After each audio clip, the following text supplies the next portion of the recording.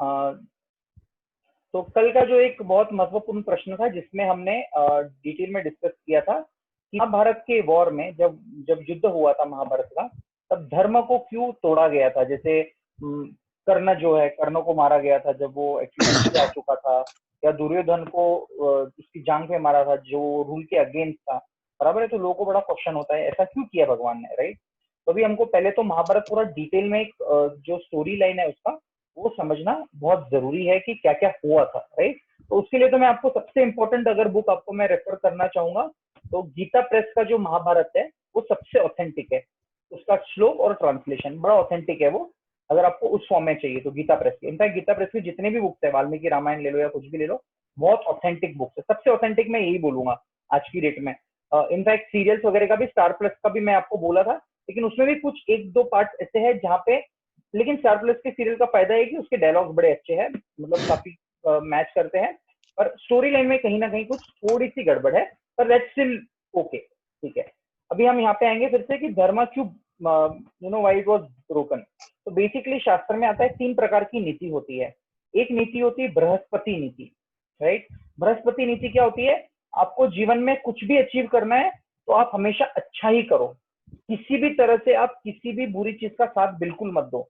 जैसे राजा हरिश्चंद्र थे, उन्होंने अपने जीवन में इतना संघर्ष किया लेकिन उन्होंने कभी भी धर्म का पाथ बिल्कुल नहीं छोड़ा। बृहस्पति नीति, कुछ भी हो जाए हमको अच्छा ही करना है, राइट। जैसे हमारे गांधी जी थे, उन्होंने बोला कुछ भी हो जाए, कितने भी लोग मरे, कैसा भी हो जाए, हम लोग नॉलेज को नहीं छोड़ेंगे, राइट। वो बृहस्पति नीति हो गई है उस वक्त के लिए। दूसरी जो नीति होती है वो कनिक नीति होती है। कनिक नीति में क्या होता है? हुक और क्रुक, आप कुछ भी करो, आड़ा टेढ़ा किसी भी तरह से आपको जीतना है, राइट। चीटिंग करो, मारपीट करो, जो टिपिकली जो गुंडे लोग होते हैं या जो डॉन लोग होते हैं उनको कोई लेना देना नहीं होता है, और वो उसको जस्टिफाई भी करते हैं कि क्यों कर रहे हैं। जैसे शकुनी ने अप्लाई किया था, राइट। शकुनी जो था महाभारत का बड़ा इंटरेस्टिंग कैरेक्टर है, राइट। तो उसने हर चीज में यही कोशिश की कि किस तरह से, एक्चुअली उसके अंदर ऐसा नहीं था कि उसको मोटिव था कि दुर्योधन को बनाए। उसका मेन मोटिव था कि उसका अपमान हुआ था और उसकी जो बहन थी गांधारी, उसको एक अंधे पति के साथ, अंधे इंसान के साथ शादी करवाई गई, और उसको उसको उस बात का बहुत बड़ा दुख था और उसको बदला लेना था बेसिकली, राइट। तो उसका भी एक हिडन मोटिव था शकुनी का उसके अंदर, और उसने बहुत चीटिंग की, हर जगह पे चीटिंग की उसने। यही नहीं, उनको बचपन से अगर देखोगे आप तो पांडव जब गुरुकुल में थे उस वक्त से भीम को उन्होंने जहर दिया था। एक किसका नीति था? शकुनी से आया था। वो मारना चाहते थे। क्यों मारना चाहते थे भीम को बचपन में? वो तो छोटा था, इसलिए मारना चाहते थे क्योंकि उनको पता था कि भीम बहुत पावरफुल है। अगर दुर्योधन को कोई हरा सकता है वो सिर्फ भीम है। तो उसका पत्ता ही साफ करने जाते थे वो, ना रहेगा बास ना रहेगी बांसुरी। लेकिन उसका एक अलग हो गया, कोई अगर बहुत सिंसियर होता है तो भीम को डुबाया गया नदी में, तो ऑफकोर्स वो नागलोक में गए, उनको वहां से बहुत शक्ति वगैरह एक्स्ट्रा मिली, राइट। लेकिन बेसिकली शकुनी ने वो अपनी नीति कभी छोड़ी नहीं। पांडव को उन्होंने लाक्षागृह में जलाने की कोशिश की। फिर जो गैम्बलिंग मैच हुआ, जो जुआ हुआ, उसमें भी उन्होंने चीटिंग की थी। कोई बहुत फेयर प्ले नहीं किया था उन्होंने, कई बार उन्होंने चीटिंग की। तो ये होती है कनिक नीति, राइट। जो कुछ लोग होते हैं सिर्फ यही नीति फॉलो करते रहते हैं। और तीसरी प्रकार की नीति होती है वो शुक्र नीति होती है। उसमें क्या होता है कि आपको कोई चीज इस्टेब्लिश करना है, अच्छी चीज इस्टेब्लिश करना है, बहुत अच्छी चीज, और उसके अगेंस्ट में बहुत सारे, आपके अगेंस्ट में बहुत सारे डिफिकल्टीज है और कुछ और है, तो आप क्या करते हो? उसको एक छोटा जो धर्म होता है उसको सेक्रीफाइस करते हो, राइट।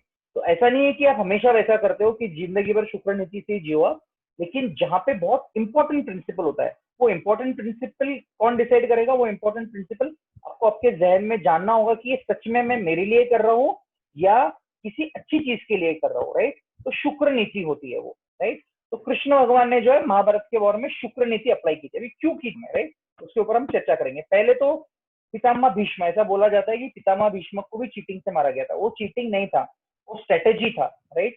अगर आप महाभारत का स्टोरी जानते हो तो भीष्म पितामह वाज द जो कमांडर इन चीफ थे कुरुडन, दुर्योधन के साइड से, राइट। तो पहले जब वॉर हुआ था 2-3 दिन, तो उस वक्त दुर्योधन ने जाके और उस वक्त ऐसा हो रहा था कि पितामह भीष्म, ऐसा दुर्योधन को लगा कि अपना पूरा नहीं दे रहे और वो पांडव को नहीं मारना चाहते क्योंकि पांडव से बहुत प्रेम करते, और वो करते भी थे, उसमें कोई दो राय नहीं थी। अभी पितामह भीष्म का कैरेक्टर जानना बहुत इंपॉर्टेंट है हमारे महाभारत के लिए। वो ऐसे कैरेक्टर थे एक महाभारत के जिन्होंने, भले ही हमको लगता है कि अधर्म का सही दिया लेकिन एक हायर पर्पज के लिए दिया। ऑफकोर्स उनका गलती भी था, जब वो असत सभा में चुप बैठे थे, जब द्रौपदी का ऐसा हुआ था, वो किसी एक अपना जो वचन था उससे बंधे हुए थे और उस वचन का उन्होंने पूरी तरह से पालन किया। हाँ, ये जरूर था कि उनको अर्जुन और बाकी पांडव प्रिय थे, लेकिन जब वो युद्ध में उतरे थे तब उनको कोई ऐसा उसके लिए सांत्वना नहीं थी, या ये नहीं था कि मैं इनको कैसे मारूं, क्या मारूं। भीष्म पितामह ने अपना पूरा दे दिया था। लेकिन दुर्योधन एक ऐसा कैरेक्टर है महाभारत का जो बड़ा ही द्वेषी व्यक्ति था, और उसने अपने द्वेष को, अपने जो बुरे विचार मंशा थी, उसको पूरे करने के लिए उसने जो चाहा उसने उसको करने की कोशिश की, राइट। तो उसने क्या किया, पितामह भीष्म के पास जाके बोला कि आप जो है पांडव के प्रति करुणा दिखा रहे हो, आपको ये करुणा नहीं दिखाना है। और भीष्म पितामह के पास में 5 ऐसे बाण थे जिससे पांडव मर सकते थे, राइट। और ये बात कृष्ण भगवान को जरूर पता थी, राइट। तो ये स्ट्रेटेजी होता है उस वक्त के जमाने में, जब भी वॉर होता था ऐसा नहीं था कि वॉर पूरा दिन और रात चलता था, और वहां पे रूल्स भी अच्छे होते थे। जब मतलब एक कैंप से दूसरे कैंप में, एक एनिमी कैंप में भी आप जा सकते थे, राइट। तो जब शाम का समय हो गया था, सूर्यास्त हो जाता था, तो वॉर नहीं होता था। ये रूल्स फॉलो करते थे वो लोग, राइट। तो जब रात का समय हो गया तो कृष्ण भगवान को स्ट्रेटेजी पता थी, और एक पितामह भीष्म जो थे वो बहुत पावरफुल वॉरियर थे। उनको पर्सनली परशुराम जी से ट्रेनिंग मिला हुआ था, राइट। और मतलब उनको तो हराना बहुत ही मुश्किल था, राइट। जीतना बहुत मुश्किल था उनसे। तो भगवान कृष्ण ने ऐसी स्ट्रेटेजी बनाई कि पितामह भीष्म के पास जाएंगे पांडव लोग, और पितामह भीष्म से आशीर्वाद भी लेंगे, और आशीर्वाद में वो पूछेंगे क्या देंगे। तो पितामह भीष्म को आप पूछोगे कि भाई वो जो 5 बाण आपने रखे हैं ना वो दे देना, राइट। तो ये स्ट्रेटेजी थी, और पितामह भीष्म ने भी उतने उस लेवल के ऐसे इथिक्स थे उन लोगों के, राइट। मतलब हम ये भी अप्रिशिएट करते कि एनिमी कैंप्स में भी इतने अच्छे इथिक्स तब भी हुआ करते थे, राइट। अभी तो इथिक्स तो बहुत मुश्किल है, इतने अच्छे इथिक्स मिलना। तो पितामह भीष्म ने वो जो 5 बाण है वो दे दिए थे, राइट। लेकिन ये नहीं कि अगले दिन वो कुछ नहीं कर पाए। अगले दिन जब वो युद्ध में उतरे, उनको समझ में आया और उन्होंने प्रण लिया था कि भगवान आपने इस तरह से मेरा उन्होंने एक्चुअली एक दिन पहले पितामह भीष्म ने प्रण लिया था कि मैं अगले दिन 5 पांडवों को मारूंगा, ये मेरी प्रतिज्ञा है। और उनकी प्रतिज्ञा भी तो टूटने वाली थी। तो उन्होंने प्रण लिया कि भगवान जिस तरह से आपने मेरा प्रण तोड़वाया है, मैं भी ये प्रण लेता हूँ कि अगर कल आपको युद्ध में वेपन उठाना पड़ेगा, आपको शस्त्र उठाने पड़ेंगे, जबकि आपने वचन लिया था मैं नहीं लूंगा। सॉरी जयेश जी, हाँ जी। ये भीष्म पितामह ने किसको बाण दे दिए थे, 5 बाण? 5 बाण ये पांडव को दिए थे, एक पांडव को दिए थे उसमें से, मेरे मुझे लगता है अर्जुन को दिए थे शायद उन्होंने, नहीं, शायद लेकिन वो द्रौपदी। दुर्योधन को उन्होंने दे दिए थे। आ, और दुर्योधन ने फिर एक एहसान दुर्योधन के ऊपर, जब गंधर्वों के साथ लड़ाई में जब अर्जुन ने दुर्योधन को और सारे कौरवों को छुड़ाया था, तब दुर्योधन ने बोला था कि तुम मुझे जिंदगी में एक बार कोई भी चीज मांगोगे मैं तुम्हें दे दूंगा। तब दुर्योधन से वो 5 बाण अर्जुन ने वापस ले लिए थे। वो हो सकता है ऐसा उसका यूज। स्टोरी होगा, हाँ हो सकता है। Thank you for that correction. तो बेसिकली उन्होंने वो बाण ले लिए थे, उसका जो एसेंस है उन्होंने वो बाण ले लिए थे उनसे, राइट। तो अभी जब भीष्म पितामह को जब ये बात पता चलती है तो उन्होंने प्रण लिया, राइट। उन्होंने क्या प्रण लिया कि मैं अगले दिन भगवान कृष्ण को वेपन उठाने बोलूंगा युद्ध में, युद्ध की भूमि में। और अगले दिन जब पितामह भीष्म आते, इतने जोर शोर से युद्ध करते कि अर्जुन लिटरली अपने रथ से नीचे उतर जाता है, इतने पावरफुल थे। और जब अर्जुन की ऐसी अवस्था देखते भगवान कृष्ण, तो बड़े ही गुस्सा हो जाते हैं पितामह भीष्म के ऊपर, और वो जो चक्र है जो रथ का, वो अपने हाथ में उठाते हैं, और ऑफकोर्स उनको अर्जुन रोक देते हैं उस वक्त, राइट। और फिर पितामह भीष्म के ऊपर फिर जब वॉर होता है, और उनको तो इच्छा मृत्यु होती है बेसिकली, वो जब चाहते थे तब मर सकते थे, और अर्जुन उनको पूरा जो बेड ऑफ एरोज है वो पूरा बना दिया था, और उस तरह से वो मतलब युद्ध से बाहर हो गए थे। वो तब मरते नहीं एक्चुअली, वो पूरा महाभारत का वॉर होने के बाद में भी रहते हैं। और उसके बाद में जब वो मिलने जाते हैं उनसे, कृष्ण भगवान युधिष्ठिर और सारे पांडवों को लेके जाते हैं उनसे मिलने के लिए। और आप ये जान के आश्चर्य होगा, हम लोग विष्णु सहस्त्र नाम पढ़ते हैं, राइट। विष्णु सहस्त्र नाम, विष्णु सहस्त्र नाम बहुत फेमस है। वो कहाँ आता है पता है आपको? वो आता है महाभारत में। और ये किसने बोला हुआ है? अगर आप फिर से विष्णु सहस्त्र नाम जब भी पढ़ोगे, श्री भीष्म उवाच। तो भीष्म इतने महान थे, उन्होंने रिसाइट किया है वो विष्णु सहस्त्र नाम। तो ऑफकोर्स जो गलती थी उनकी, गलती वो नहीं मानते, लेकिन ये भी हमको जानना है कि Pitamah Bhishma was a very very powerful person, is a fascinating character of Mahabharat. उन्होंने क्या क्या सेक्रीफाइस नहीं किया है, क्या क्या नहीं किया उन्होंने अपने आप को अपना वचन पालन करने के लिए, राइट। तो पहला तो पितामह भीष्म को साथ उन्होंने चीटिंग नहीं की थी, ये सबसे पहला है। दूसरा पार्ट जब आता है, शुक्र नीति भगवान ने कब अपनाई, राइट। शुक्र नीति भगवान ने अपनाई अभिमन्यु का जब मृत्यु हो गया था उसके बाद। नो, अभिमन्यु का मृत्यु सब लोगों ने पढ़ना चाहिए किस तरह से हुआ था, राइट। एक तो चक्रव्यूह था, एक एक स्ट्रेटेजी होती है युद्ध में, अलग अलग स्ट्रेटेजी होती है। तो इन लोगों ने जो कुरु जो लोग थे, दुर्योधन की जो पार्टी थी, उन लोगों ने चक्रव्यूह बनाया था, और ये चक्रव्यूह में एंटर करने का ना बड़ा मुश्किल रास्ता होता था, और ये सिर्फ अभिमन्यु को पता था। लेकिन अभिमन्यु को जो पता था बेसिकली, जब वो अपने माँ के गर्भ में थे तो सुभद्रा मैया जो थी उनकी माता, उन्होंने पढ़ा था कि चक्रव्यूह में कैसे एंटर करना है, लेकिन उनके जन्म होने से पहले वो भूल गए कि चक्रव्यूह से कैसे बाहर निकलना है। अभिमन्यु का उस वक्त जो एज था करीब 16 या 17 साल के थे सिर्फ, बस यही उम्र था उनका, राइट। और उन्होंने बोला कि मैं जाऊंगा चक्रव्यूह में, उनको सबने बोला मत जाओ मत जाओ, लेकिन वो इतने ब्रेव और इतने पावरफुल वॉरियर थे, उन्होंने बोला आप चिंता मत कीजिए, मैं चक्रव्यूह में जाऊंगा, जबकि उनको पता था वो बाहर नहीं आ पाएंगे। और जब वो चक्रव्यूह में गए, उन्होंने घमासान युद्ध किया, मतलब जो बड़े बड़े महारथी थे वो भी परेशान हो गए कि अभिमन्यु में इतनी इतनी शौर्यता है। तो फिर ये लोगों ने क्या स्ट्रेटेजी किया, ये सब लोगों ने मिलके, ये जो रूल होता था, ये रूल होता था कि एक महारथी के साथ में एक ही महारथी लड़ेगा, ये रूल था। लेकिन क्या किया, 7 महारथी, इंक्लूडिंग द्रोणाचार्य, इंक्लूडिंग दुर्योधन, दुशासन, कर्ण, जयद्रथ, ये सब लोगों ने मिलके उसको सब तरफ से अटैक किया। ये रूल के अगेंस्ट में था, राइट। और अभिमन्यु को इस तरह मारा गया। और ये जो था, ये बड़ा चेंजिंग पॉइंट था महाभारत के युद्ध में, राइट। क्योंकि ये सोचो, आप किसी का बेटा 16-17 साल का अपने पिताजी के लिए, अपने परिवार के लिए उन्होंने अपनी जान दे दी। तो जब कृष्ण को ये पता चलता है तो फिर वो शुक्र नीति को अपनाते। उस वक्त तक शुक्र नीति कभी भी महाभारत के युद्ध में अप्लाई नहीं की गई, राइट। और फिर हम एग्जाम्पल देखते। सॉरी जय जी, शुक्र नीति हाँ थी, जी, फिर अगर आप वो अगर शुक्र नीति है तो भीष्म पितामह के लिए भी तो शुक्र नीति अपनाई गई थी। वो शुक्र नीति नहीं बोल सकते उसको, एक ये प्लॉट था, एक स्ट्रेटेजी थी बेसिकली। उनके साथ चीटिंग नहीं हुआ ना किसी तरह का, उन्होंने चीटिंग नहीं किया, एक स्ट्रेटेजी होता है। उनके सामने शिखंडी को खड़ा किया गया, राइट। शिखंडी को क्यों खड़ा किया, शिखंडी को खड़ा किया था, ये कंपलसरी नहीं था शिखंडी को खड़ा करना, ये पितामह भीष्म का पर्सनल। नहीं, शिखंडी का जो स्टोरी है ना, शिखंडी जैसे अभी के जो महाभारत में जो बताया गया, उनको एक लेडी के फॉर्म में बताया। एक्चुअली इस लाइफ में जो थे वो गलत पार्ट है 7+ के महाभारत में, कि उनको लेडी के फॉर्म में बताया। अगर आप महाभारत एग्जैक्टली पढ़ोगे तो उसमें आता है कि वो पिछले लाइफ में शी वॉज अम्बा, और उन्होंने उस, हाँ तो मैं बताना चाहता हूँ कि वो स्त्री के रूप में नहीं थे, लेकिन पितामह भीष्म को ये ज्ञात था, और उनको भी ज्ञात था कि ये पिछले लाइफ में वुमन थे। तो ये पितामह भीष्म का पर्सनल वाव था, वो जरूरी नहीं था कि उनको वो वाव फॉलो करना है, राइट। वो जरूरी नहीं था कि उनको वो वाव फॉलो किया जाए। हाँ, Shikhandi actually Shikhandi was a रूप ऑफ अंबा, अंबालिका, वो yes, अम्बा के रूप में। हाँ, और उसी शिखंडी उस टाइम पर ये मिला था, वरदान मिला था पिता भीष्म। इस वार में भी Shikhandi that's why they have ये थे, मतलब क्या बोलते हैं उसको, वो फीमेल के रूप में, या आप बोलना चाहते हो कि मतलब नहीं ऐसा नहीं है। वो जो सीरियल में दिखाया वो गलत है।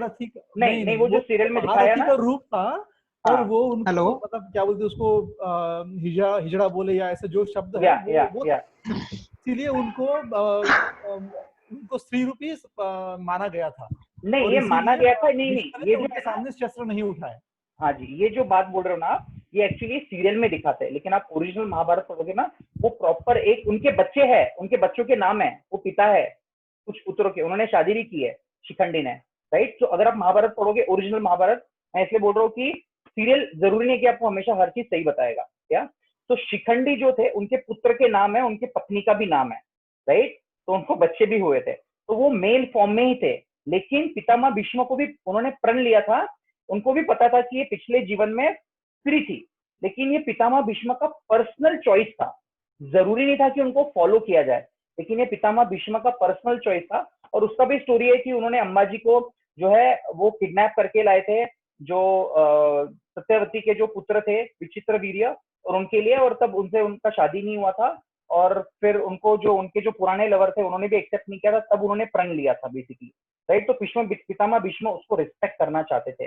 तो पहला तो पार्ट ये है कि वो फीमेल मेल या फिर हिजड़े के फॉर्म में नहीं थे, वो पूरा मेल थे, he was a complete male, right. ये बात हमको बताई नहीं जाती है, राइट। तो इट वाज नॉट अ शुक्र नीति, when it was for Bhishma Pitamah, it was not शुक्र नीति, basically it was a strategy, आप बोल सकते हो। देखो ये डिफरेंस है, कर्ण को कैसा मारा नहीं गया? नहीं, ऐसा बोल सकते हैं, लेकिन ये था, ऐसा था कि ये मतलब आप ऐसा उसको सामने खड़ा करोगे तो मैं बाण नहीं चलाऊंगा, ये भीष्म ने खुद कहा पांडवों से। हाँ, ये उनका पर्सनल मतलब ये चॉइस था। उन्होंने खुद से कहा, उन्होंने ये नहीं पर्सनल चॉइस, उन्होंने खुद से ये बताया, ये राज उन्होंने पांडवों को बताया कि आप ऐसा करो तो मैं हाँ बाण नहीं चलाऊंगा, तब आप मुझ पे बाण चला सकते हो।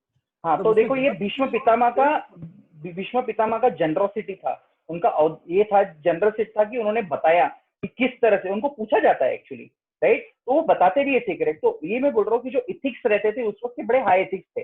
तो ये देखो शुक्र नीति क्या हो गई कि आप बैटल फील्ड में कुछ ऐसा करो, ये बैटल फील्ड के बाहर था और ये सब अलाउड था। ये it was not on the battle field, ये पहले पूछा गया पितामह भीष्म को, राइट। अगर बैटल पहले फील्ड पे मतलब ऐसा पहली होता तो रात, अलग होता। हाँ, हाँ पहली पहली रात रात में, को, बट करेक्ट। ये बैटल मतलब फील्ड पे उसमें नहीं हुआ। गलत कुछ नहीं है, क्योंकि देखिए जो गलत साइड से है उसको जाना जरूरी है। बराबर है, आप बराबर है। कितने भी अच्छे हो, कितने भी हाँ सच्चे हो, लेकिन अगर हाँ। आप गलत जगह पे हो, गलत साइड से हो, गलत संगत से हो, तो आपको पतन, आपका पतन होना ही है। यस, वो उसका बिल्कुल एक बिल्कुल। कारण है। या बिल्कुल। तो मैं ये बोलना चाहता हूँ कि देखो जो शुक्र नीति की बात है ना, हमारा पॉइंट ऑफ डिस्कशन है कि वो शुक्र नीति थी क्या? वो शुक्र नीति इसलिए नहीं थी क्योंकि वो बैटल फील्ड पे नहीं अप्लाई किया गया था, वो पहले ही उनको पता, मतलब उनसे पहले ही पूछा गया था उस तरह से, राइट। अगर जैसे कर्ण है, कर्ण को कैसा मारा गया? जब कर्ण का पूरा निशस्त्र हो गया और वो ऑलमोस्ट रथ के नीचे था, तब उसके ऊपर वॉर किया गया, राइट। तो वो बोल सकते हैं कि तब शुक्र नीति अप्लाई की गई थी, तब उन्होंने एक प्रिंसिपल ब्रेक किया। इस केस में कोई प्रिंसिपल ब्रेक नहीं हुआ था, एक स्ट्रेटेजी बोल सकते हैं इसको आप, या? ठीक है। तो मैं अभिमन्यु के डेथ पे था कि अभिमन्यु को इस तरह से पूरी तरह से मार दिया गया, राइट। तो जब ऐसा मार दिया गया तो फिर कृष्ण भगवान जो है उन्होंने शुक्र नीति अपनाना शुरू की, राइट।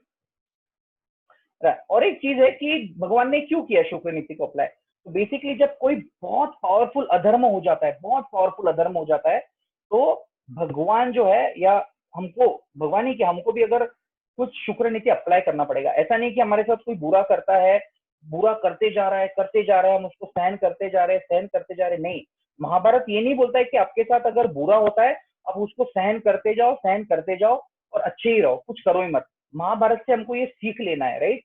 Don't tolerate injustice. अपने जीवन में अगर कुछ इनजस्टिस होता है तो उसको टॉलरेट मत करो, लेकिन वो इनजस्टिस कौन डिसाइड करेगा? वो एक आपको होलिस्टिक होना चाहिए।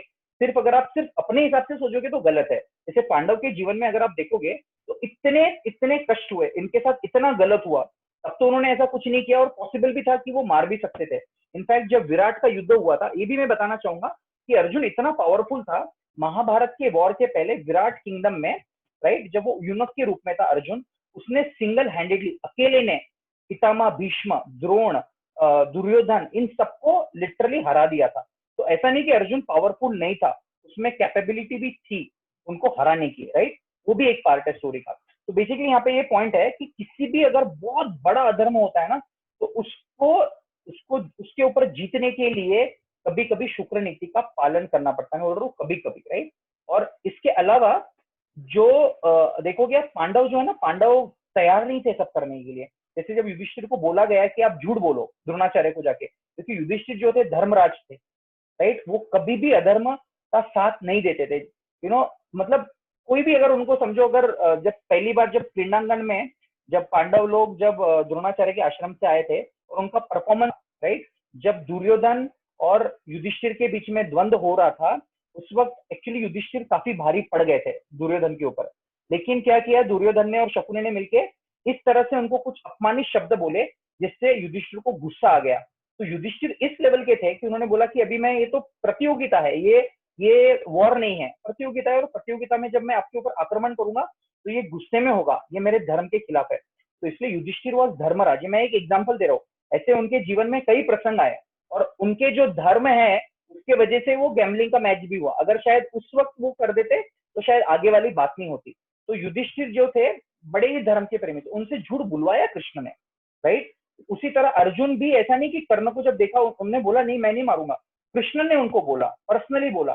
भीम भी रेडी नहीं था दुर्योधन को अपने जंगों पे मारने के लिए, ये कृष्ण भगवान ने उनको बोला आपको ऐसा करना है, अगर आप ऐसा नहीं करोगे तो नहीं मार पाओगे। क्यों नहीं मार पाओगे? क्योंकि ये जो लोग थे बड़े पावरफुल थे, दुर्योधन और कर्ण, भीष्म, द्रोणाचार्य, ये ऐसे सिंपल वॉरियर्स नहीं थे, ये जैसे हम समझते कि बहुत आसानी से मर जाएंगे। इनमें भी बहुत शक्ति थी, बहुत पावर था, तो इन लोगों को मारना बहुत जरूरी था, राइट। और भगवान ने फिर जब कर्ण का जो होता है पर्टिकुलरली बैटलफील्ड, ये काफी डिटेल में हमको बताया गया है, हमने काफी बार सुना है कि कर्ण के साथ नाइंसाफी हुई थी, तो पूरा एक इंटायर पेज का कन्वर्सेशन है कृष्ण और कर्ण के ऊपर। तो कर्ण बोलता है कि मुझे आप अधर्मिक तरीके से मार रहे हो, तो भगवान उनको बोलते हैं कौन से अधर्म की बात कर रहे हो, एक दिन पहले, कुछ दिन पहले आपने अभिमन्यु को मारा, तब आपका धर्म कहाँ था। भगवान उसको सब कुछ याद दिलाते हैं, पहले से उसके लाइफ में क्या क्या हुआ, उसको हर चीज बताते हैं कि तुमने हमेशा अधर्म का साइड दिया। और उसको भगवान कृष्ण ने जब वॉर शुरू हुआ था उसके पहले अपॉर्चुनिटी भी दिया था कि आप आके पांडव के साथ लड़ सकते, उसके माँ ने बोला था, पिता ने बोला था, और उसको पहले ही पता हो गया था। हमको क्या बताया जाता है कि उसको लास्ट में पता चलता है कि वो कुंती पुत्र है, ऐसा नहीं, उसको वॉर के पहले ही पता चल जाता है कि वो कुंती पुत्र था, और उसको ऑप्शन था आने के लिए, और शायद वो आ जाता तो वही राजा बन जाता, राइट। तो लेकिन कर्ण ने क्या बोला, नहीं मैंने तो दोस्ती का वचन दिया, लेकिन शास्त्र के हिसाब से आता है कि कुछ वचन है जो आप तोड़, उसके लिए आप बाध्य नहीं हो। जैसे दोस्ती का वचन है उसको आप तोड़ सकते हो शास्त्र के हिसाब से, लेकिन जैसे राजधर्म है जिसमें द्रोणाचार्य फंसे हुए थे, पितामह भीष्म फंसे हुए थे, वो राजधर्म को नहीं तोड़ सकते थे, चाहते ये जानते हुए भी कि वो गलत साइड में है, गलत लोगों का साथ दे रहे हैं, क्योंकि वो तोड़ना बड़ा पाप हो जाता उनके लिए, तो उन्होंने वो नहीं तोड़ा।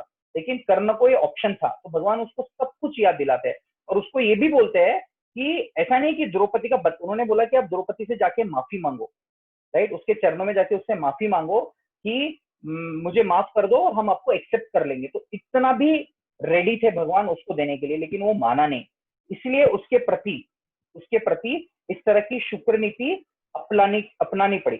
अभी ये क्यों जरूरी था, ये इसलिए जरूरी था कि राष्ट्रहित सर्वोपरि है, किसी एक इंडिविजुअल का धर्म फॉलो करने से ज्यादा इंपॉर्टेंट है राष्ट्र। अगर समझो भीम बिल्कुल नहीं मार सकता था दुर्योधन को, क्यों नहीं मार सकता था, क्योंकि उसके पास तो पहले तो वो पावरफुल था, और वो दुर्योधन जो था वो बहुत पावरफुल था भीम से भी ज्यादा, और उसको जो विद्या मिली थी गदा युद्ध की विद्या, वो बलराम जी से भी मिली थी। द्रोणाचार्य से तो सीखे थे, लेकिन वो बलराम जी के भी शिष्य थे।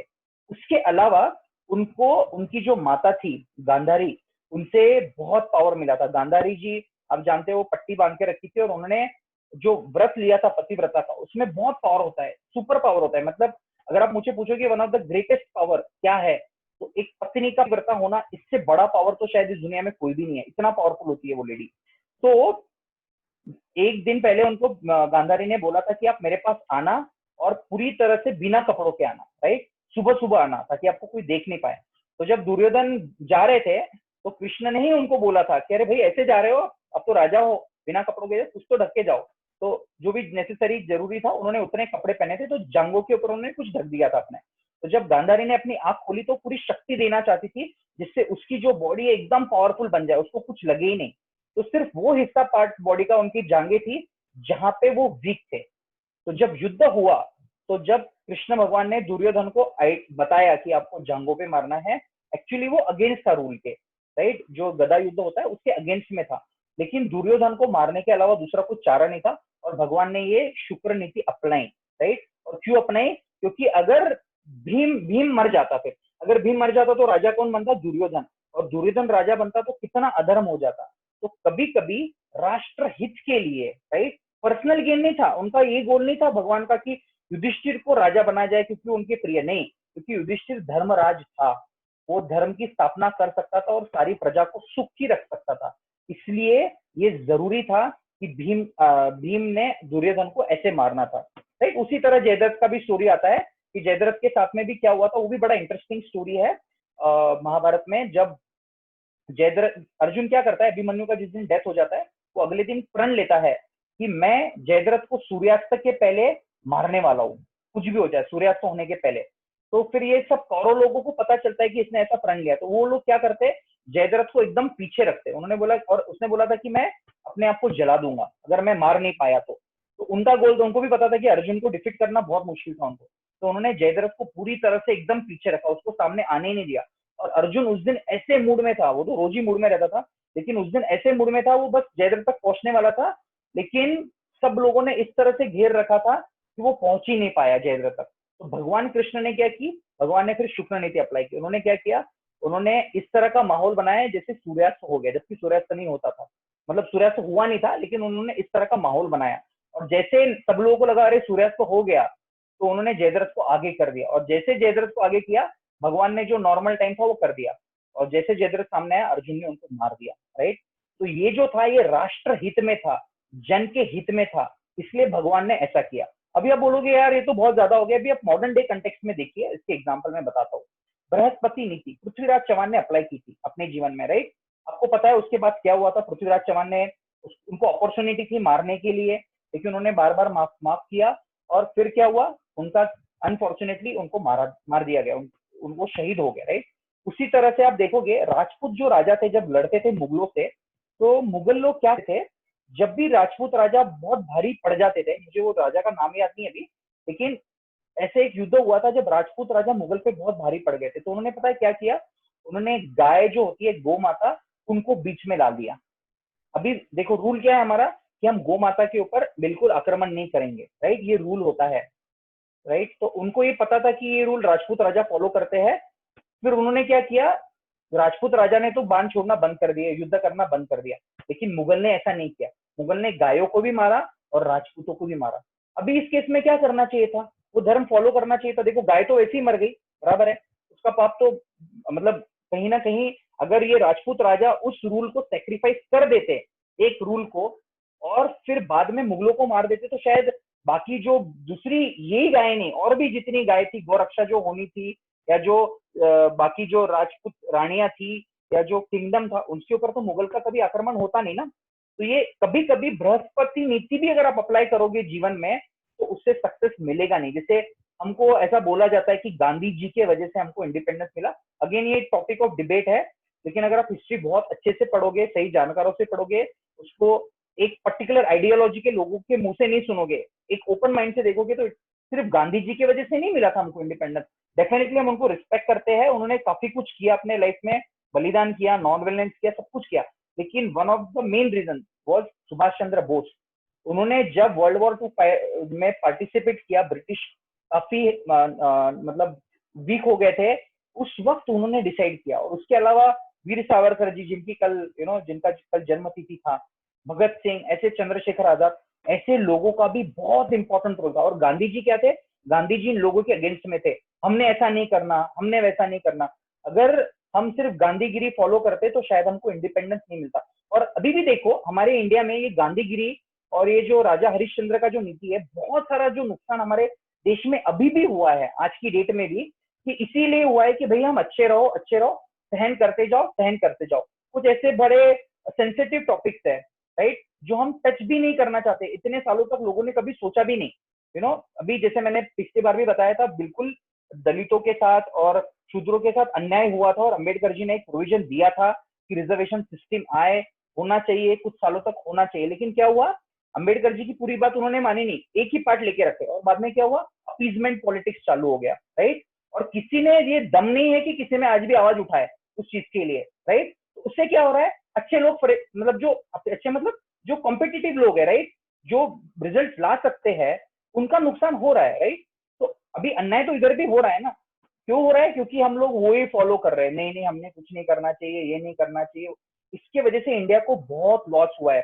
जैसे अब देखिए कभी भी कोई एनकाउंटर्स वगैरह होते हैं, तो जो ह्यूमन राइट्स वाले लोग होते हैं, या कश्मीर में भी जब ऐसा कुछ होता है, तो लोग क्या बोलते हैं? Human rights, right. तो क्या बोलते हैं? बृहस्पति नीति। आपके ऊपर अगर पत्थर भी फेंके, राइट, जो लोग जो सो कॉल्ड सिटीजन है, सिटीजन नहीं बोलूंगा, जो टेररिस्ट फंडेड है लोग, वो जब पत्थर मारते हैं मिलिट्री के ऊपर, आपको कभी जहन में ऐसा लगता है कि उन्होंने सिर्फ सहन करना चाहिए? नहीं, उनको ईंट का जवाब पत्थर से देना जरूरी है। और ये हमारे देश में भी शुरू हुआ है होना, राइट।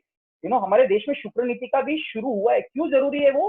क्योंकि ऐसे लोग ऐसे नहीं मानने वाले हैं, राइट। अगर आप बृहस्पति नीति ही फॉलो करोगे, तो हमारा देश और पीछे जाते जाएगा, और कुछ लोग हैं वो एक टाइप के लोग ही सफर करते रहेंगे, और दूसरे लोग हमेशा बढ़ते रहेंगे। तो शुक्र नीति क्यों जरूरी है, ये हमको जानना बहुत इंपॉर्टेंट है लाइफ में, राइट। जैसे एनकाउंटर्स होते हैं, राइट, बहुत सारे एनकाउंटर्स, जब योगी जी, सॉरी मैं एग्जांपल ले रहा हूँ, मैं किसी एक, वो योगी जी होते या किसी और पार्टी के होते, अगर ये स्ट्रेटेजी अप्लाई करते तो मैं बहुत खुश होता। जैसे हैदराबाद में भी रिसेंटली एक एनकाउंटर हुआ था, राइट, किसी एक स्त्री के साथ में कुछ अत्याचार हुआ था और उनका एनकाउंटर हुआ था, राइट। सभी लोग देश में खुश थे, राइट।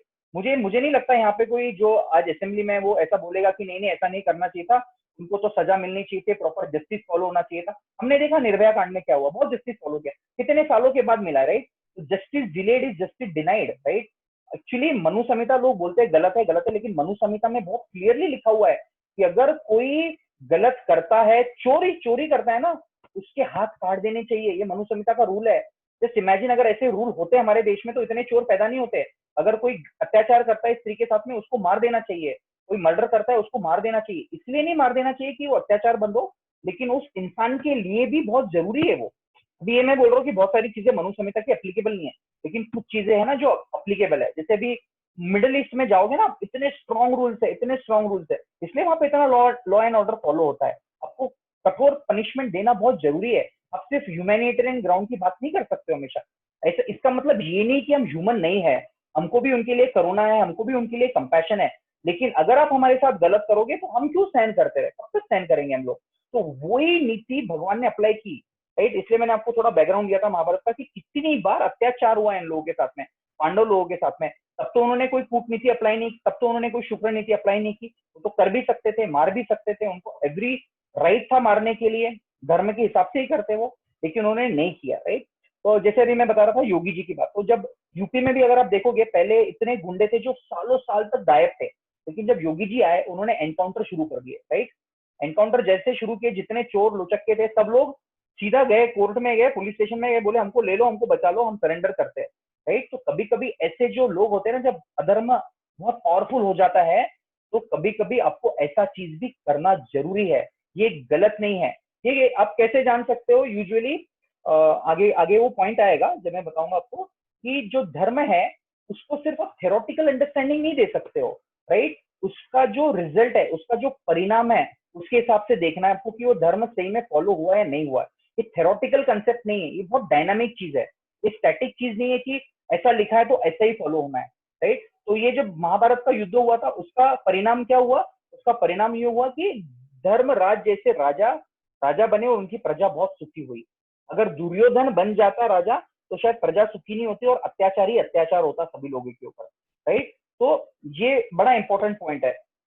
बाकी मैं और एक दो पॉइंट है यहाँ पे बोलना चाहूंगा, शिवाजी महाराज के बारे में बोलना चाहूंगा मैं, राइट। शिवाजी महाराज ने भी अपने जीवन में ऐसा नहीं कि सिर्फ बृहस्पति नीति अपनाई, राइट। ये एक ऐसे राजा थे हमारे जिन्होंने जरूरी था वहां पे शुक्र नीति का भी अप्लाई किया था, और वो जरूरी था।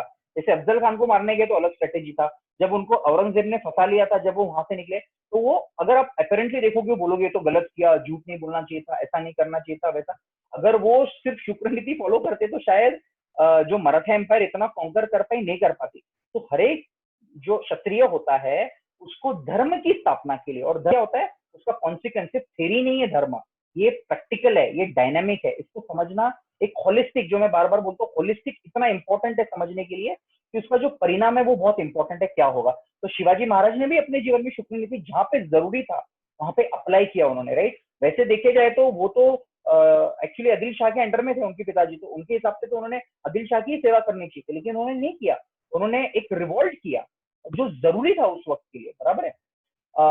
फिर अब कश्मीरी पंडित का भी मैं बोलता हूँ, कश्मीरी पंडितों के साथ कितना अत्याचार हुआ, इतना सहन कर लिया, इतना सहन किया हम कितने सालों से। अभी अभी कुछ पिछले कुछ सालों में लोग थोड़ा बोलने लगे हैं, उसके ऊपर कुछ अच्छी पिक्चरें आने लगी है। अभी तक तो हम लोग क्या जी रहे थे, यही जी रहे थे, ठीक है हो गया हो गया, हमारे साथ तो नहीं हुआ ना, उन लोगों के साथ हुआ। मेरे इतने सारे फ्रेंड है कश्मीरी पंडित, जब मैं उनको पूछता हूँ, जो हम देखते हैं सुनते हैं वो कुछ गलत नहीं था, वो पूरा सही था।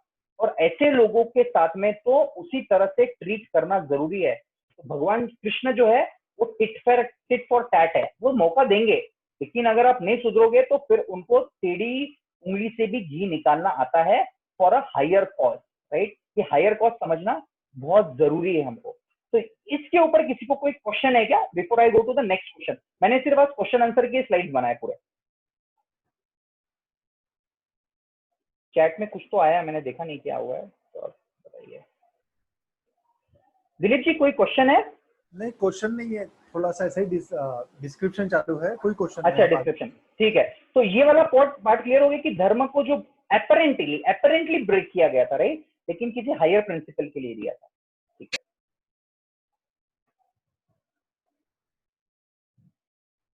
अभी हम कल डिस्कस करेंगे, कल एक क्वेश्चन आया था कि वुमन को बोला जाता है कि वो लेस इंटेलिजेंट है, राइट।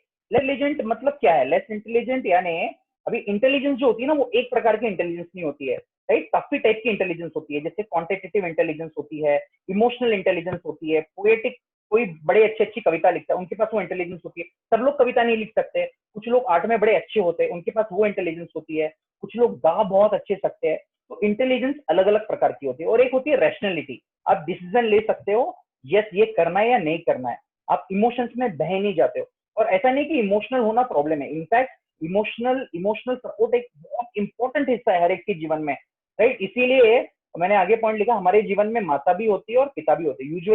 यूजुअली देखा जाता है, इन जनरल बोल रहा हूँ मैं, एक्सेप्शन हर जगह हो सकते हैं, राइट? पिताजी जो होते हैं यूजुअली रैशनल होते हैं और माता जो होती है इमोशनल होती है, राइट? हमको भी अगर कभी यूजुअली, मतलब मैं तो अपनी बात कर सकते हैं, हम लोग सब अपनी बात कर सकते हैं, बचपन में अपने जो पिताजी थे यूजुअली क्या होता था, भाई मार्क्स कितने मिले बता दो, रैशनल है, कितना मार्क्स से आया क्या आया वो बहुत इंपॉर्टेंट था। लेकिन यूजुअली कोई भी इमोशनल सपोर्ट अगर हमको चाहिए तो हम मम्मी के पास ही जाते थे, ये चाहिए वो चाहिए, यू नो। इमोशनल सपोर्ट हमको, और दोनों भी इंपॉर्टेंट है, हर एक इंटेलिजेंस है ना उसका इंपॉर्टेंस है। और हमें सब में किसी ना किसी प्रकार की कोई ना कोई इंटेलिजेंस है, कुछ कम है कुछ ज्यादा है। ये समझना भी हमको इसलिए इंपॉर्टेंट है क्योंकि कभी कभी क्या हो जाता है, हम लोग देखते हैं कि यार ये जो दूसरे का बच्चा है, इसका बच्चा है तो कितना अच्छा गाता है, उसको तो कितना अच्छा संस्कृत आता है।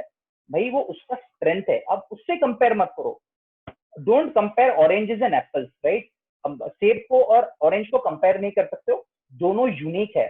तो अपने बच्चों में, हमें भी, बच्चों का छोड़ो, हमें भी एक एक यूनिक क्वालिटी हमको भगवान ने दिया है जो हमारा स्ट्रेंथ है। हमको उसको आइडेंटिफाई करके उस पर वर्क करना है और उस पर फोकस कीजिए आप, राइट? तो जैसे धनुर्विद्या में अर्जुन बड़ा महारथी था, उसने कभी गदा में प्रवीण निपुण करने की कोशिश नहीं की थी, राइट? फिर भी वो ग्रेट था, भीम भी ग्रेट था। उसी तरह हमारे लाइफ में भी हमारे पास में कुछ अच्छे अच्छे चीजें हैं जिससे हम फोकस कर सकते हैं, राइट? तो जब एक जो जो कल श्लोक बताया गया था भगवत गीता का, जो मेंशन किया था किसी ने कि ऐसा बोला गया है कि जो स्त्री है वो लेस इंटेलिजेंट है, वो किस कंटेक्स्ट में बोला गया? वो इस कंटेक्स्ट में बोला गया, रैशनैलिटी के कंटेक्स्ट में बोला गया कि जब रैशनैलिटी आता है, जब डिसीजन लेना होता है, बहुत बार लेडीज जो है वो इमोशंस में लेती है। हम भी देखते हैं ना, वो बहुत नेचुरल है, मतलब मैं डोंट फील डिसरिस्पेक्टेड, लेकिन लेडीज लोगों को यूजुअली ना बहुत पुरानी पुरानी बात भी याद रहती है, अरे ये हुआ था वो हुआ था। यूजुअली मैन क्या होते हैं, भूल जाते हैं बात को, राइट?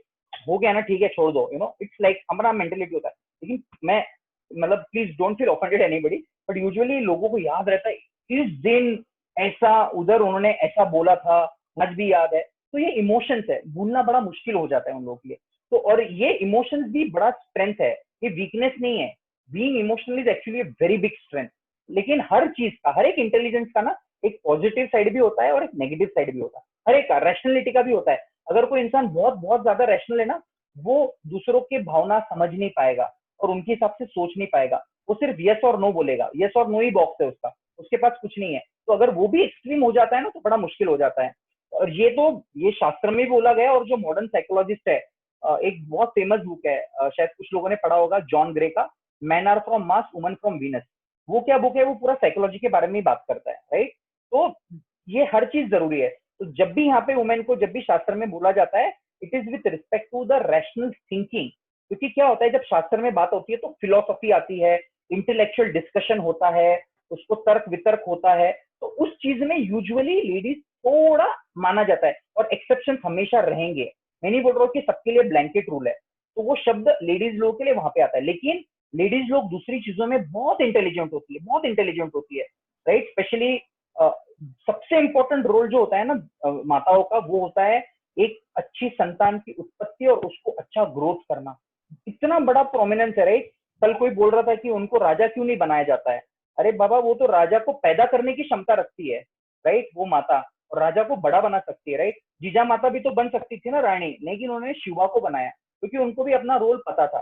तो ये जो अनफॉर्चुनेटली आज की डेट में जो ये कॉन्सेप्ट है कि डेफिनेटली मैं जहाँ पे क्षमता है और जहाँ पे इंटरेस्ट है और जिस घर में या जिस माहौल में पॉसिबल है, वहाँ पे इंपॉर्टेंट है कि सारे रोल सब लोग मिलके करें। स्पेशली जहाँ पे दोनों हस्बैंड वाइफ वर्किंग है, वहाँ पे ये भी जरूरी है कि हस्बैंड ने भी अपने घर का काम करना है, किचन में थोड़ा हेल्प करना है, ये भी जरूरी है। ऐसा एक्सपेक्ट नहीं कर सकते हो कि आप, आपकी वाइफ भी जॉब कर रही है और वो घर का भी वही अकेला सारा काम, वो बैलेंस होना बहुत जरूरी है।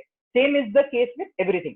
तो जहाँ पे जरूरी है वहां पे वुमन को एम्पावर किया जाना चाहिए और वो किया भी जाता है, राइट। जैसे मैंने कल आपको एग्जांपल बताया था, कुछ तो नॉइज आ रहा है मुझे, कल मैंने एग्जांपल बताया था आपको सावित्री देवी का, राइट। उनको चॉइस दिया गया था, वो अपने आप को ढूंढ सकते थे, उनको फ्रीडम था वैदिक कल्चर में भी।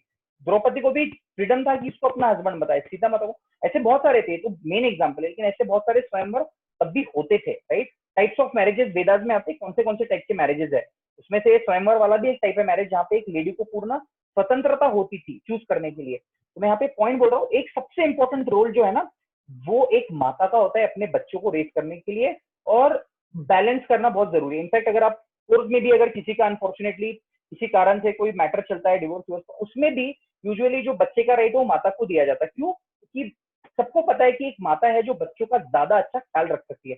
Again exceptions are always there, ठीक है, एक्सेप्शंस हमेशा रहेंगे।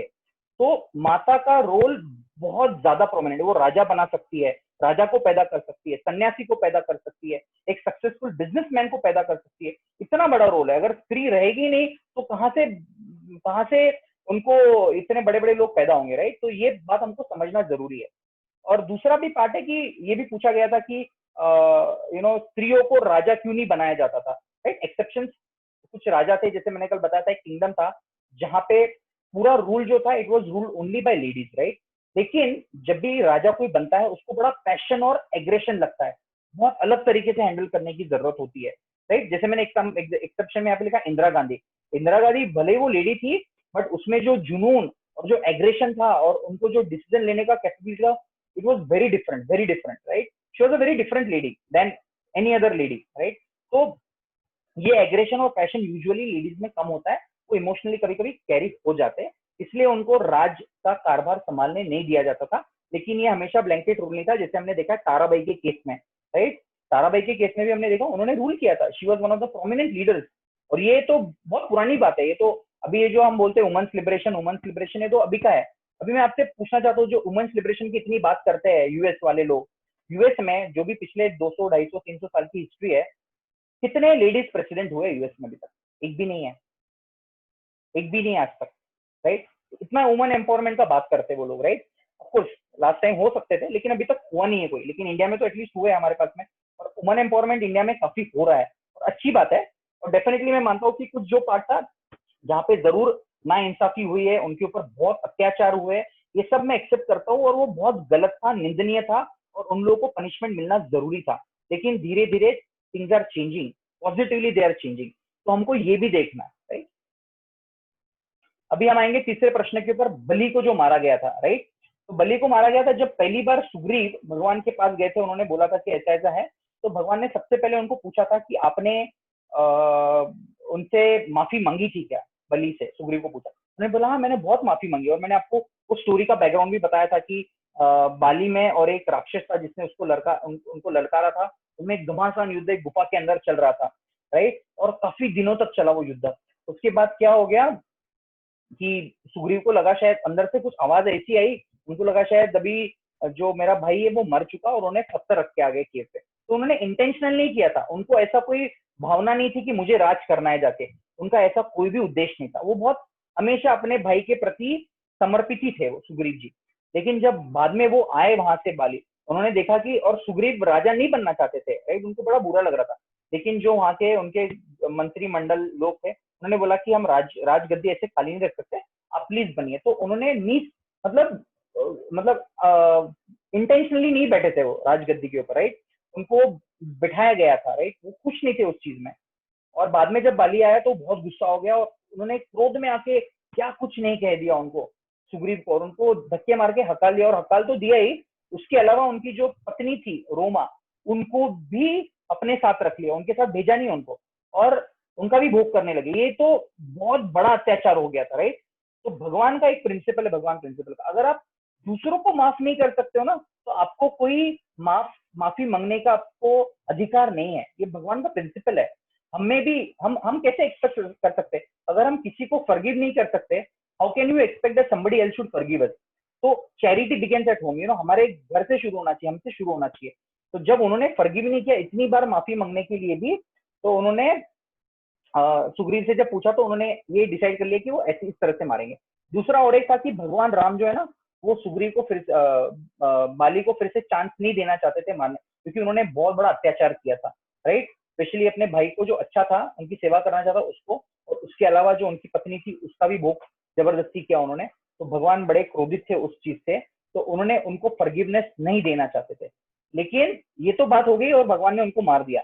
लेकिन सबसे इंपॉर्टेंट है, ये बात हमको कोई नहीं बताता, हमको सिर्फ यही बताते स्टोरी कि भाई भगवान ने उनको मार दिया था, लेकिन आगे का पार्ट तो कोई बताता नहीं कि हाँ बाली ने इमोशनल, जब उसका पहली बार इमोशनल आउटबर्स्ट हुआ, उन्होंने बोला भगवान आपने ऐसा क्यों किया, ये क्यों किया। लेकिन जब उसको समझ में आया कि उसकी गलती क्या है, उसने माफी मांगी और उसने बोला भगवान आपने जो किया मेरे लिए बहुत अच्छा था। और इनफैक्ट अपनी जो पत्नी थी तारा और अपने पुत्र अंगद, उनको बोला कि आप सुग्रीव के शरण में जाइए और भगवान राम की शरण में लीजिए। तो वो जो बाली है उसको जब मारा गया, उसको भी समझ में आया कि मेरी गलती थी और भगवान ने कुछ गलत नहीं किया, राइट। लेकिन हमको ये स्टोरी कोई बताता ही नहीं है कभी भी, हमको सिर्फ यही बताते कि भगवान ने चुपके से वॉर किया था, लेकिन क्यों किया था, उसके पीछे का रीजन क्या था, और भगवान का जो प्रिंसिपल है वो हमको कोई बताता नहीं। इसलिए भगवान ने बाली का इस तरह से वध किया था, राइट। और बाद में मैंने ये भी बताया कि अंगद अंगद ने तो कितनी सेवा की, राइट। भगवान राम की, he was one of the important person, right. वो तो संदेशवाहक बन के गए थे, बाद में भी उन्होंने इतना अच्छा वॉर लड़ा था। उसी तरह से ये भी बात हमको कोई बताता नहीं, जो कर्ण का पुत्र था ना, कर्ण का पुत्र भी बाद में जो of course he was not participating, उन्होंने पार्टिसिपेट नहीं किया था, उन्होंने सब युधिष्ठिर पांडवों का साथ दिया था बाद में, राइट। तो अगर अधर्म होता तो उनका बेटा तो नहीं करना चाहिए, तो क्षत्रिय के तो खून में होता है, राइट। अगर उनका, हम यूजुअली बॉलीवुड मूवी में देखते हैं, अगर पिता की किसी ने हत्या की तो उसका बदले की आग होती है और बदला निकालते हैं। क्षत्रिय से तो बड़े कोई बदला ले ही नहीं सकता। तो कर्ण के पुत्र ने भी पांडव का साथ दिया था, उन्होंने कभी ब्लेम नहीं किया भगवान कृष्ण को, और इनफैक्ट उन्होंने अपने आप को त्याग दिया था। जब महाभारत के वॉर के बाद में जैमिनी भारत भी आता है, जिसमें मणिपुर में जो था वहां पे उन्होंने युद्ध किया था, और जहाँ पे उनका सेक्रीफाइस हो गया था बेसिकली कर्ण के पुत्र का, राइट। तो अंगद ने भी एक्सेप्ट कर लिया था भगवान राम को, तारा ने भी एक्सेप्ट कर लिया था लॉर्ड राम को। तो ये जो जो टिपिकल एक मेंटेलिटी वाले लोग हैं, टिपिकल वामपंथी, या जो हमको बताना चाहते हैं कि इट वाज बेसिकली अ जातिवाद या भगवान का जो गलती था, यही चीज हमको फोकस कर करके बताना चाहते हैं। ये लोगों का मेंटेलिटी है। इसलिए मैं बोलता था, पहले भी बताया आपको, कि जो मॉडर्न ऑथर्स है जिन्होंने प्रेजेंट किया है, जो वामपंथी समाज के जो लोग हैं जो हमको ये बताते हैं, उनसे हमको ये बिल्कुल सीखना नहीं है कि क्या सही था और क्या गलत था, राइट।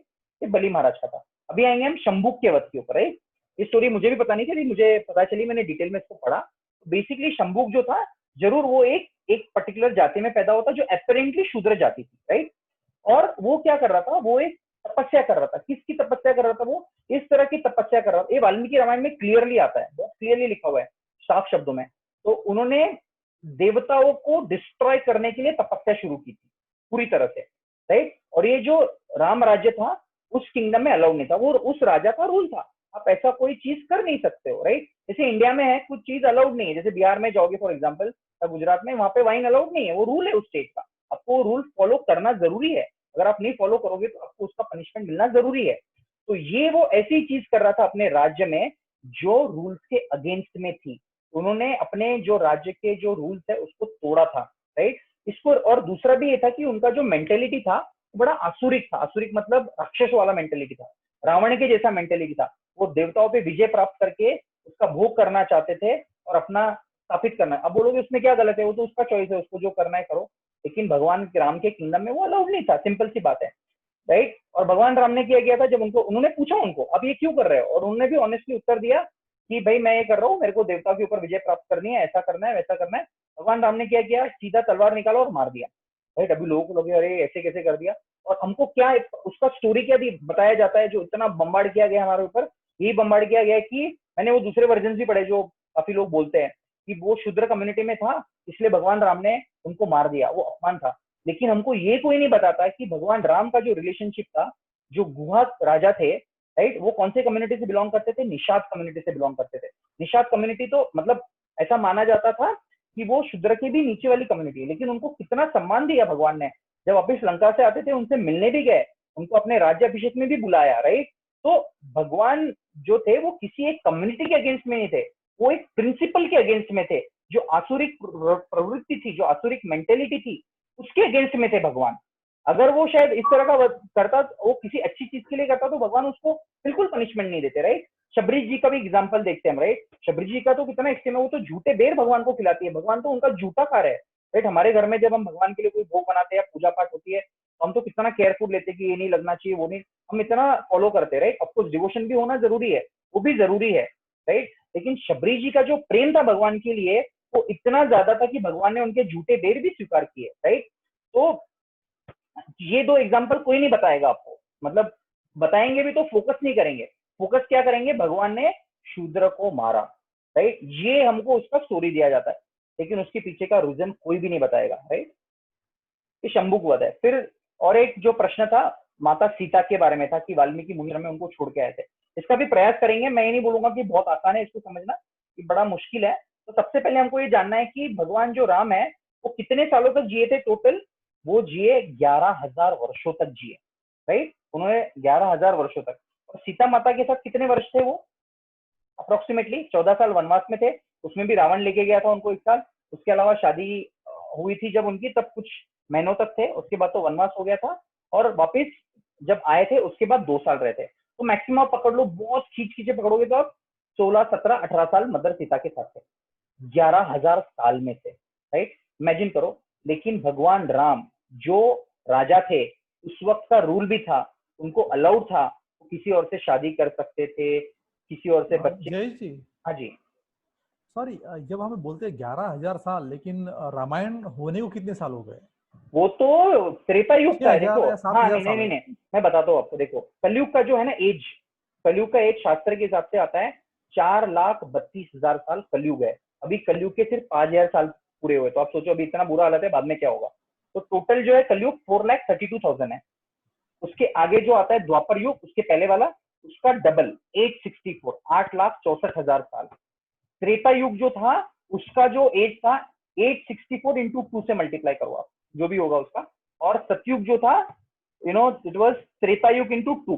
तो इतना बड़ा युग का वो, और उस वक्त लोग जीते भी थे, राइट। इनफैक्ट द्वापर युग तक, अभी भी जब कुंभ मेला वगैरह होता है ना, तो ये ऋषि मुनि जो आते हैं ना, जो प्राणायाम प्राणायाम जो है ना, प्राणायाम डेफिनेटली हमारे हेल्थ के लिए अच्छा है, लेकिन उसका एक इंपॉर्टेंट है। बेसिकली क्या होता है, हमारे लाइफ में कुछ चीजें फिक्स है। वो डेस्टिनी वाला जब मैं कर्मा बताऊंगा आपको बताऊंगा, लेकिन अभी यहाँ पे सिर्फ टच करूंगा। हमारा जो एज है ना, हम कितने साल जिएंगे, मतलब हम, हमारी आयु क्या है ये फिक्स है। लेकिन आयु एज में नहीं गिनी जाती है, आयु गिनी जाती है आप कितने सांसें ले सकते हो, आपकी सांसें फिक्स है। इसलिए जो ऋषि मुनि है ना, ये जब अपना ब्रेथ पकड़ के रखते हैं, कुछ कुछ ऋषि मुनि तो इतने पावरफुल होते हैं कि अपना एक ब्रेथ शायद 6 महीने तक होल्ड करके रख सके, तो इसलिए वो इतने साल जी सकते हैं। अभी आप बोलोगे तो बहुत ज्यादा इम्प्रैक्टिकल है, लेकिन अगर आप एनिमल्स का भी बात करोगे ना, तो कुत्ता जो है, आप कुत्ते को देखो हमेशा हाँकते रहता है continuously, right, unless he sleeping, उसका हमेशा हाँकना होता है, राइट। तो उसका एक एवरेज लाइफ स्पैन कितना है, मैक्सिमम कितना जीता है वो, 18-20 साल, बहुत बोल दिया मैंने आपको, राइट। लेकिन आप एक ऐसा मुझे प्राणी बताइए जो काफी सालों तक जीता है। एग्जाम्पल है टॉर्टोइस का या टर्टल का, वो करीब करीब 400, 450 साल जीता है। क्यों जीता है, क्योंकि वो सांस बहुत धीरे धीरे लेता है, उसकी जो नंबर ऑफ ब्रेथ्स है वो बहुत धीरे धीरे लेता है। तो हमारे जो नंबर ऑफ ब्रेथ्स फिक्स्ड होते हैं, राइट। तो ऑफकोर्स ये जो नंबर है 11,000 साल, ये प्रॉपर नंबर भी है, राइट। तो भगवान राम जो 11,000 साल जिए थे, और उस वक्त तो कितने लाखों करोड़ों साल का वो त्रेता युग था सबका, राइट। तो मदर सीता के साथ उतने ही साल जिए, और उन्होंने कभी भी, उनको अपॉर्चुनिटी था, सब कुछ था, वो कर सकते थे, और उनको कोई मना भी नहीं कर सकता था, लेकिन उन्होंने वो कभी नहीं किया। क्यों, क्योंकि उन्होंने एक आदर्श पति का एक उदाहरण स्थापित किया। उन्होंने एक आदर्श पति कैसा होना चाहिए उसका उदाहरण स्थापित किया, और उनका जो व्रत भी था, उन्होंने उस व्रत का भी पालन किया, राइट। अभी ये भी बोला जाता है कि माता सीता देवी को ऐसी छोड़, ऐसा नहीं है। वाल्मीकि रामायण अगर आप पढ़ोगे, उसमें क्लियरली आता है कि लक्ष्मण जो है वाल्मीकि आश्रम के बाहर छोड़ के आए थे, कहीं रैंडम जंगल में नहीं छोड़ के आए थे, उनको कहीं भी नहीं छोड़ के आए थे, प्रॉपर सही जगह पे छोड़ के आए थे। दूसरा और तीसरा पॉइंट ये भी आता है कि जो राजा होता है ना, उसका पब्लिक लाइफ और प्राइवेट लाइफ, राइट, ये बहुत इंपॉर्टेंट होता है। उस राजा के लिए उसका public life is more important than private life. आज की डेट में भी देख लो, कोई भी अगर प्राइम मिनिस्टर है, प्रेसिडेंट है, किसी भी देश का है, उसका पर्सनल कैरेक्टर में अगर कुछ गड़बड़ हो जाती है तो पब्लिक होता है, उसको छुपाया नहीं जाता है, राइट। हम लोग भी बड़ी बड़ी बातें करते हैं, कुछ हमारे एक युवा नेता है भारत के, सो कॉल्ड युवा नेता, वो कहीं जाते हैं, राइट, बड़ा क्वेश्चन मार्क हो जाता है उनके ऊपर, उनके जीवन के ऊपर। लोग बोलते हैं क्यों क्यों ऐसा क्यों होता है। उसी तरह से आप देखोगे बिल क्लिंटन जब इतने बड़े प्रेसिडेंट थे यूएस के, उनके ऊपर जो भी आरोप हुआ था और जो कुछ भी कांड हुआ था, उसके बाद उनको माफी मांगना पड़ा, अपोलॉजी। जबकि अगर देखो उनका जो संस्कृति है अमेरिका का, उस संस्कृति के हिसाब से कोई बड़ी चीज नहीं थी, वो बहुत नॉर्मल है। अमेरिका में ये सब बहुत नॉर्मल चीजें होती थी, लेकिन फिर भी बिकॉज वो प्रेसिडेंट थे उनको उसका माफी मांगना पड़ा था। तो राजा का जो है ना पब्लिक लाइफ, उसका प्राइवेट लाइफ कुछ नहीं रहता है कभी भी, राइट। अगर वो सिर्फ अपने परिवार के लिए करेगा ना तो लोग उसको नाम रखेंगे, देखो अपना परिवार का बड़ा है। इसलिए तो भले ही मुझे पता नहीं अभी इसमें कितने मोदी समर्थक है क्या है, लेकिन मोदी जी की एक बात तो आप सब मानेंगे कि मोदी जी नॉन करप्ट है, वो अपने परिवार के लिए कुछ नहीं कर रहे हैं, निस्वार्थ भाव से सेवा कर रहे हैं। उनका पब्लिक लाइफ, उनका प्राइवेट लाइफ कुछ है ही नहीं, इतना मेहनत कर रहे हो, तभी आप उनको इतना अप्रिशिएट कर पाते हो, राइट। मतलब उनके विरोधी भी इस चीज के लिए कभी उस पर डाउट नहीं करेंगे कि मोदी जी हार्ड वर्किंग नहीं है और मोदी जी करप्ट है, मतलब वो कभी उस पर प्रश्न चिन्ह लगा ही नहीं सकते मोदी जी के ऊपर बेसिकली, राइट। और ये जो इंटीग्रिटी होता है राजा का कि उसका private life public life should be open public. आज भी अगर आप देखो तो कोई भी लीडर होता है, पॉलिटिकल लीडर, अगर वो नगर सेवक भी है, एमएलए के लिए भी अप्लाई करता है, उसको लिखना पड़ता है मेरे पास इतना प्रॉपर्टी है, मेरे पास ये है, मेरे पास वो है, तब उसको पब्लिक करना पड़ता है। वो छुपा नहीं सकता है बेसिकली, हर चीज को, मेरे ऊपर कितना केस है, सब कुछ बताना पड़ता है उसको। और पब्लिक डोमेन में वो आना भी चाहिए, क्योंकि आपको पता होना चाहिए आप किस नेता को चूज कर रहे हो, राइट। तो ये इंटीग्रिटी बड़ा इंपॉर्टेंट होता है किसी भी राजा के लिए। और भगवान क्या करते हैं, उन्होंने एक सुपरलेटिव एग्जाम्पल सेट किया। मानता हूं मैं बहुत लोगों के लिए बहुत मुश्किल होगा डाइजेस्ट करने के लिए, लेकिन एक आदर्श राजा भी उन्होंने अपने आप को स्थापित किया, और आदर्श पति भी। आदर्श पति किस तरह से स्थापित किया, पहले तो सीता माता को लाने गए वो, राइट। इतना बड़ा युद्ध किया उन्होंने रामायण का पूरी तरह से। और बाद में भी उनको जब यज्ञ वगैरह करना था, उन्होंने सीता माता की मूर्ति बना के की, उन्होंने किसी से शादी। तो एक आदर्श पति का भी उदाहरण उन्होंने स्थापित किया, और उसके अलावा एक आदर्श राजा का भी, क्योंकि उनकी लाइफ में देखो हर फेज में हमारे ना अलग अलग रिस्पॉन्सिबिलिटी आता है, हर फेज में लाइफ के, राइट। और उस फेज के लिए वो जरा इंपॉर्टेंट हो जाता है। तो इनफैक्ट भगवान जो राम, वो भी इसके लिए भी तैयार थे कि मैं राज गद्दी छोड़ दूं, मैं राजा नहीं रहूंगा तो अच्छा है, राइट। बट वो नहीं कर सकते थे क्योंकि उनका राजधर्म था, वो राजधर्म को छोड़ नहीं सकते थे, राइट। तो ये वाला पार्ट ना बड़ा इंपॉर्टेंट है सीता माता के केस में। और सीता माता को भी ये पता था कि उस वक्त, और ये भी बहुत इंपॉर्टेंट है, लोग हमेशा बोलते हैं हमको, ये एक धोबी ने बोला था, एक धोबी ने नहीं बोला था भाई, सारे गांव में चर्चा थी है। और ये बहुत मुश्किल था उस वक्त लोगों को समझाना। और सीता माता भी जानती थी कि लोग नहीं मानेंगे, और वो धरती माता की पुत्री थी, वो आई किसी पर्टिकुलर कार्य के लिए और धरती माता में फिर से समा गई, राइट। तो सीता माता का जो कैरेक्टर है, जो मैंने बताया, बहुत बहुत उच्च कोटि का कैरेक्टर, राइट। वो किसी साधारण माता पिता से नहीं जन्मी, वो धरती माता से आई है, राइट। जनक महाराज को वो नॉर्मल जो बच्चे होते हैं उस तरह से नहीं हुए थे, उनको वो मिले थे, राइट। तो she was a very very powerful lady. तो भगवान ने इतना सुपरलेटिव एग्जाम्पल सेट करने के लिए ये किया बेसिकली। हाँ मैं जानता हूँ लोगों को काफी अभी भी परेशानी होगी, नहीं ऐसा नहीं करना चाहिए था, वो नहीं करना चाहिए था। लेकिन क्या हो जाता है यूजुअली, अगर आप सिर्फ फैमिली के ऊपर फोकस करोगे ना, तो फिर बोलोगे अरे यार फैमिली के ऊपर फोकस किया, राइट। जैसे हम देखते हैं हमारे देश में कोई लोग है जो एक व्यक्ति को, एक परिवार को ही राजा घोषित करना चाहते हैं, उसके ऊपर भी हम लांछन लगाते हैं ना। हाँ अगर केपेबल है, कैपेसिटी रहता तो हम लोगों को कोई प्रॉब्लम नहीं था, लेकिन केपेबल ही नहीं है और कुछ नहीं है, और सिर्फ आप परिवार परिवार सोच रहे हो, तो परिवारवाद के लिए कोई जगह नहीं है राजधर्म में या पॉलिटिक्स में, परिवारवाद के लिए। उसी तरह से अगर आप पब्लिक कर दो अपना लाइफ, राइट, पूरी तरह से, तो वो ज्यादा इंपॉर्टेंट है, उस चीज को लोग मानेंगे ज्यादा, राइट। अभी लेकिन राजा राम के केस में क्या हो गया, लोग बोलते नहीं नहीं अपना प्राइवेट लाइफ प्राइवेट। अरे भाई राजा है, उसने अपने राजधर्म को ज्यादा महत्व दिया। तो अब दोनों से अगर ऐसा भी करते तो लोग वैसा बोलते, ऐसा भी करते तो वैसा बोलते, राइट। एक स्टोरी मैंने बचपन में सुनी थी, मेरे को बहुत अच्छी लगती थी, राइट। आप लोगों ने भी सुनी होगी थी कि एक बाप बेटे होते हैं, वो जाते रहते हैं, उनके पास एक गधा होता है, राइट। और वो पैदल जाते रहते हैं गधे के साथ में। और जब थोड़ी दूर जाते तो उनको कुछ लोग बोलते हैं कि अरे आप कैसे पागल माता, कैसे किस तरह के पिता पुत्र हो, एक गधा है आपके पास, उसके ऊपर आप बैठ नहीं रहे हो, उसका इस्तेमाल नहीं कर रहे हो, उसको लेके जा रहे हो। तो दोनों पिताजी और बेटे उसके ऊपर बैठते और आगे जाते। कुछ लोग आगे जाने के बाद में कुछ लोग बोलते हैं उनको कि अरे कैसे आप उस बेचारे गधे के ऊपर इतना अत्याचार कर रहे हो आप, राइट, किसी एक ने बैठना चाहिए। तो फिर जो होता है बेटा बैठ जाता है। तो लोग बोलते हैं देखो ऐसा बेटा है, बाप को बैठने नहीं देता। कुछ कुछ देर आगे जाने के बाद कुछ लोग बोलते हैं कि देखो बाप को बिठाना चाहिए। तो मतलब बेसिकली क्या है, आप कुछ भी करो ना इस दुनिया में, लोग नाम रखने वाले हैं। लेकिन अगर आप उसको एक होलिस्टिक अंडरस्टैंड, तो बेसिकली आपको आपका इसका तात्पर्य ये है स्टोरी का कि आपको आपका कर्तव्य करते जाना है, एक सही मार्ग पे, राइट। आपको भी अंदर से आना चाहिए कि मैं जो कर रहा हूँ बहुत तरीके से सही कर रहा हूँ, और शास्त्र के हिसाब से आपको एक ही शास्त्र में तो आपको बार बार बोल दो, भगवत गीता को भी अगर हम अपने लाइफ में ले ले आदर्श, उसको ही फॉलो करें तो बहुत बड़ा चीज हो जाएगा हम लोगों के लिए, राइट। तो राजा राम अगर वो भी करते तो लोग उनको नाम रखते, ये भी करते तो नाम रखते, लेकिन उन्होंने अपना पब्लिक लाइफ ज्यादा इंपॉर्टेंट समझा, राजधर्म ज्यादा इंपॉर्टेंट समझा, राइट। तो ये क्वेश्चन थे जितने भी कल के थे, इसमें से कोई क्वेश्चन कल का बचा हुआ है या आज जो मैंने आंसर्स दिए इसमें से किसी को कुछ क्वेश्चन होगा तो प्लीज पूछिए।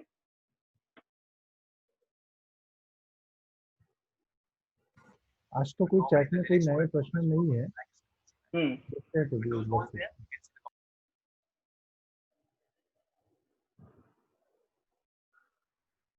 या किसी ने कहा कि भीष्म पितामह जो सेनापति सिर्फ 10 दिन के लिए थे।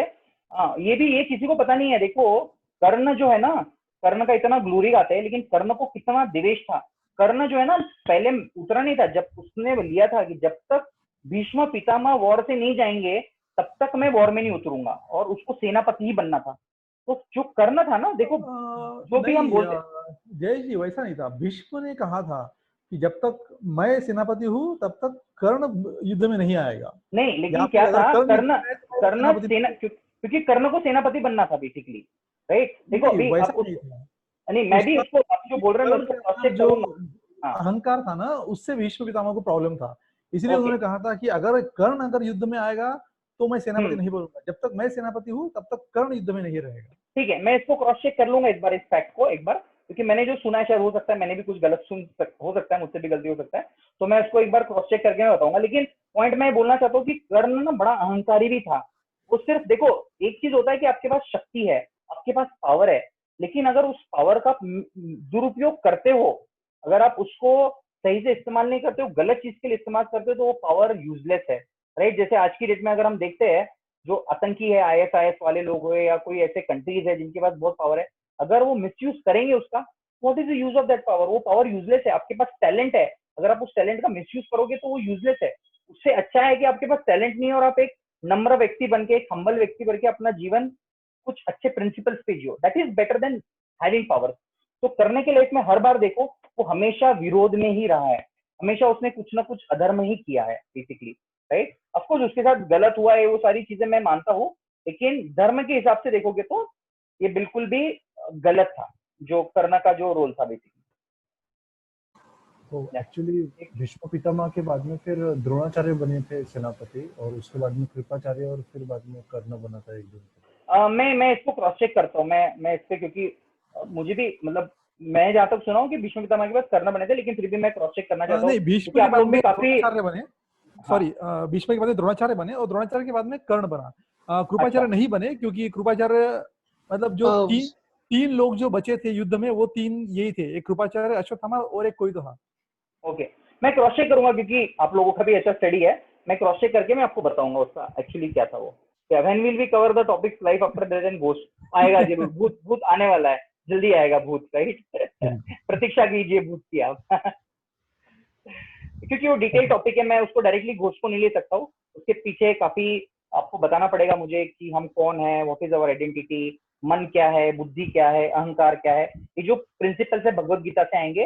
तो इसके बाद जो हमारा सेशन होने वाला है वो भगवान का अस्तित्व, उसके ऊपर क्वेश्चन होगा, भगवान एक्चुअली है क्या, राइट, उसका लॉजिकली हम देखेंगे। ये उसके बाद दूसरा चिरायु जी पार्ट ने है, भी, सॉरी, ये चिरायु जी ने भी एक अच्छी बात कही है उसमें। हाँ, एक्चुअली जो भी महाभारत सीरीज जो थी BR चोपड़ा की, उसके अंदर भीष्म का और कर्ण का वो एक कन्वर्सेशन है, जिसमें भीष्म पिता कर्ण को बोलते हैं, क्योंकि भीष्म को मालूम होता है कि कर्ण वो कुंती का बेटा है, तो उन्होंने फिर कर्ण को आखिर में ये कहा था कि वो नहीं चाहते थे कि कर्ण इतने जल्दी युद्ध में आए, क्योंकि उनके जैसे महारथी जी वहां पे होना जरूरी है।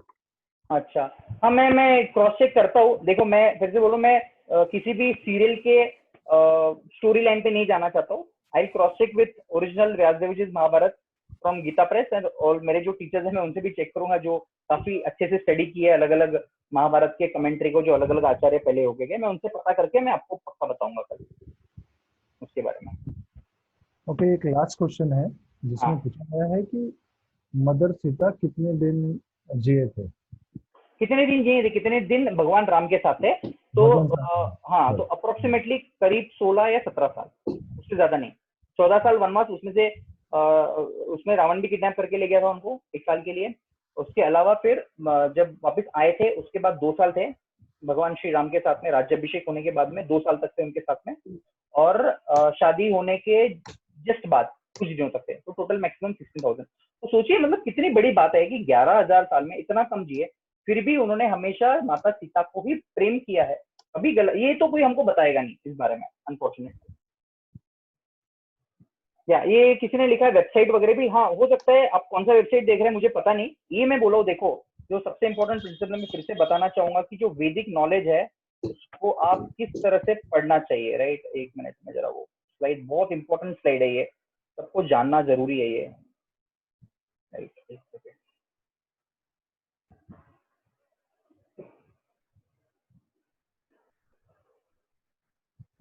जब भी आप वैदिक प्रोसेस जानो, ये तीनों चीज करना है आपको, गुरु, साधु और शास्त्र। ना किसी सीरियल पे जाइए आप, ना किसी एक बुक पे जाइए, राइट। तो ये तीनों भी आपका बैलेंस होना चाहिए, और तीनों ने एक ही चीज बोलनी होती है, तभी आप मानोगे कि सही है। क्योंकि क्या हो गया, शास्त्र तो एक्चुअली उसमें कुछ गलत नहीं है, लेकिन क्या होता है कभी कभी संस्कृत का ट्रांसलेशन इस तरह से किया जाता है, हमको समझ में भी नहीं आएगा। तो हमको एक बार हमारे टीचर से भी क्लैरिफाई करना है, हमारे गुरुजनों से भी क्लैरिफाई करना चाहिए, जिसको इसका ज्ञात है। और जरूरी नहीं है, और ये भी बहुत जरूरी है हमको जानना, कि ऐसा जरूरी नहीं है कि हर गुरु को सारा की सारा नॉलेज होगा, ये या कोई टीचर है उसको सब कुछ आएगा। देखो टीचर भी ह्यूमन बीइंग होता है, उसके भी लिमिटेशंस होते हैं, और वो टीचर में भी बड़ा ऑनेस्ट होना चाहिए, बोलना चाहिए हाँ शायद ये मुझे पता नहीं है, मैं भी पता करके बताऊंगा। तो ये अभी कभी भी किसी से आप एकदम 100% एक्सपेक्टेशन रखना थोड़ा गलत है। तो ये अगर आप फॉलो करोगे जो आप वेबसाइट पढ़ रहे हो, राइट। फिर आप गीता प्रेस के बुक्स में आपको जब भी मौका मिले ना, तो ये गीता प्रेस के लिए भी बड़ा पुण्य का काम होगा, क्योंकि वो डोनेशन लेते नहीं है। उनकी सारी बुक्स हमारे घर में होना जरूरी है, राइट। स्पेशली रामायण महाभारत, वाल्मीकि रामायण ले लो आप, और व्यासदेव जी ने लिखा हुआ महाभारत, उसका इंग्लिश में या हिंदी में ट्रांसलेशन उनके पास अवेलेबल है। जब भी आपको मौका मिले प्लीज वो किताबें खरीदिए आप गीता प्रेस की, और उसको पढ़िए। सबसे ऑथेंटिक अगर इंडिया में कोई मिलेगा या वर्ल्ड में मिलेगा, तो you can say that is those are those books, Gita Press के।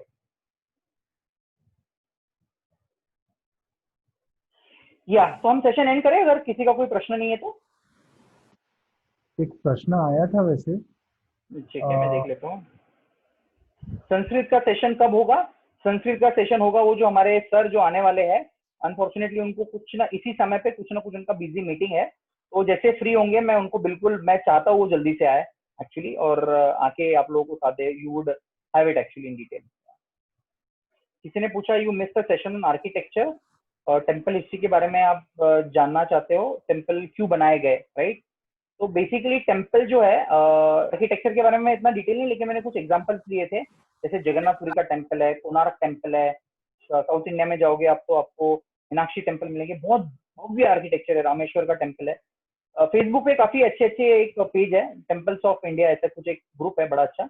आप उसको ज्वाइन करोगे तो लिटरली आपको एक एक दिन ऐसे ऐसी चीज मालूम पड़ेगी आपकी, ये हो जाओगे कि ये हमारे देश में इतना अच्छा आर्किटेक्चर था। अपने देश में नहीं, कंबोडिया में जाओगे अंकोर वाट का टेम्पल है, काफी जगह पे है जो अपना संस्कृति बहुत बहुत अच्छी तरह से फैला हुआ है, राइट। और टेम्पल क्यों बनाए गए? टेम्पल इसलिए बनाए गए, पहला तो टेम्पल का पर्पज होता था एजुकेशन, सबसे इंपॉर्टेंट पर्पज है टेम्पल का, कि वो वैदिक ज्ञान का प्रचार प्रसार करे, सबसे इंपॉर्टेंट है ये।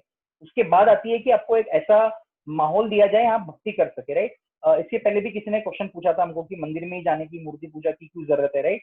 तो उस वक्त मैं एक एग्जांपल देना भूल गया था, जैसे पानी, या पानी आपको हर जगह मिलेगा, राइट। समुद्र में मिलेगा, इधर मिलेगा, लेकिन आप एक पर्टिकुलर टाइप का ही पानी पीते हो, राइट।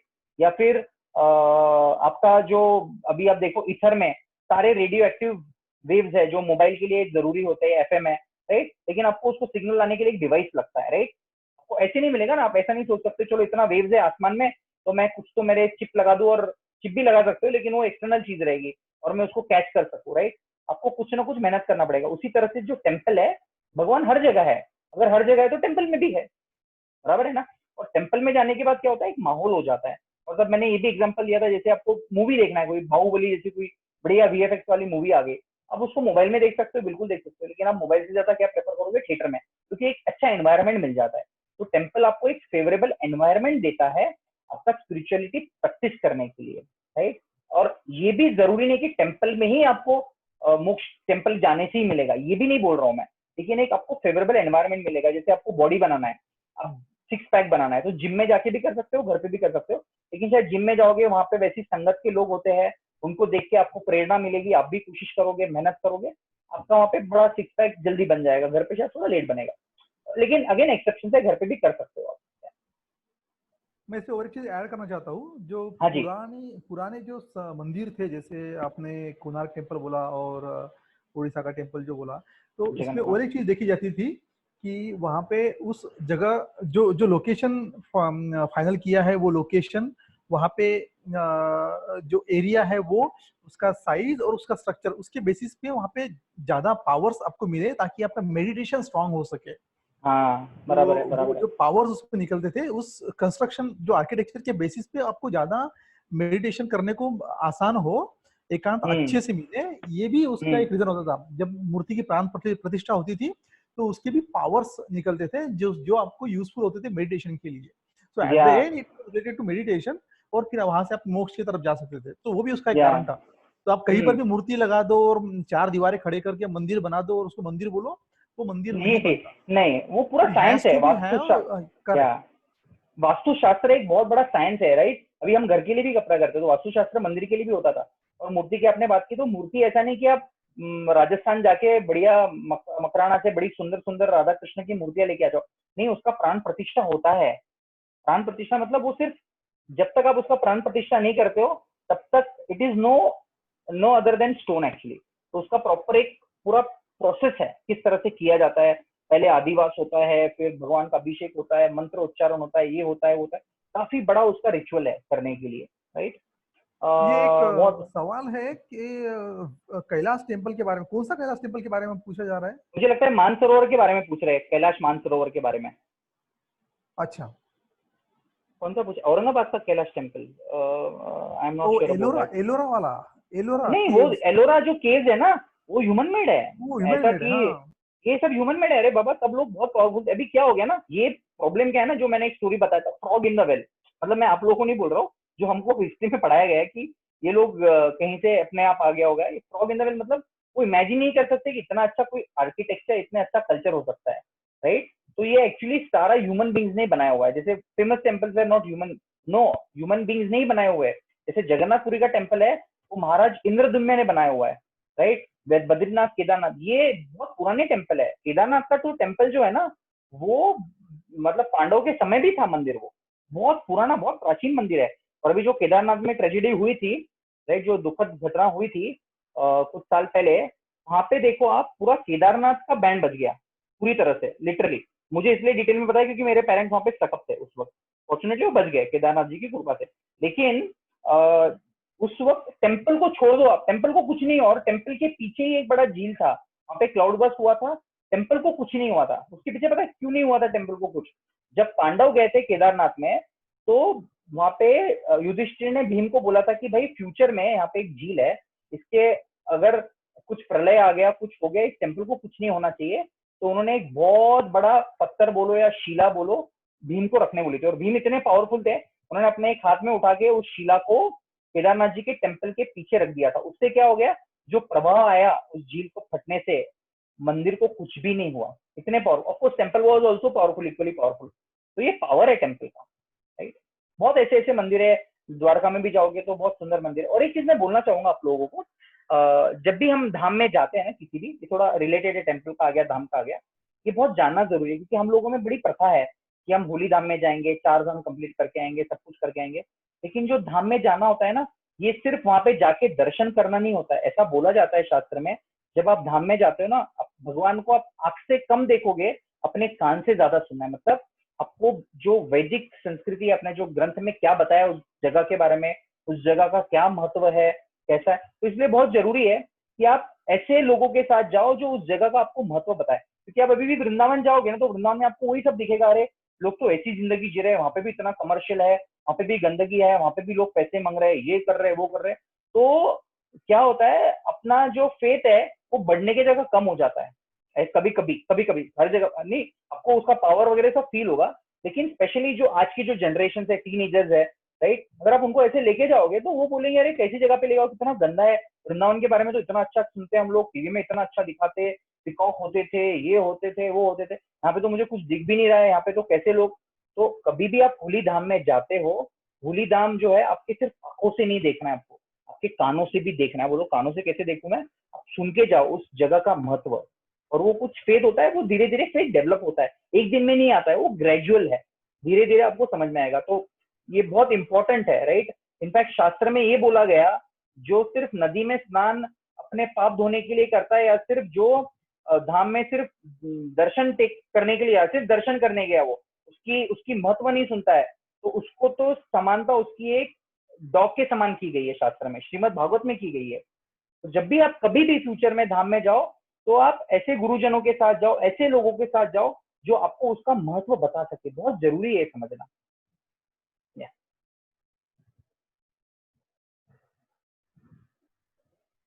या वो सेम शिला है, आलाप ने जो पूछा है, क्या वो सेम शिला है जो भीम ने रखी थी एक्चुअली। या ठीक है,